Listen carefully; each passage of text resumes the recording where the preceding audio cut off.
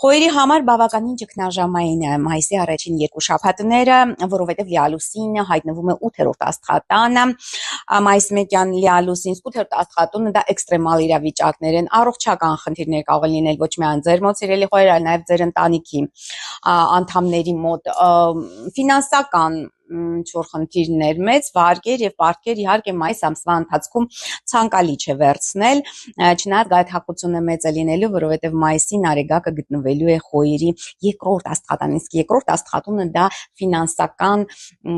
եկամուտների, ֆինանսական հոսքերի տունն է եւ ավելի շատ գումար ունենալու մոլուցքը իհարկե խոյերին կարող է դրթել այնուամենայնիվ չմտածված քայլերի, այնպես որ պետք է շատ զգուշ լինել, բայց հնարավոր է սիրելի խոյեր մայիսի առաջին երկու շաբաթների ընթացքում աճեն ձեր զուգընկերների կամ գործընկերների եկամուտները, հնարավոր են ինչ-որ ստուգող մարմինների գործընթացներից, այս ստուգող մարմինների ինչ-որ այցելություններից նույնպես պետք է զգուշանալ,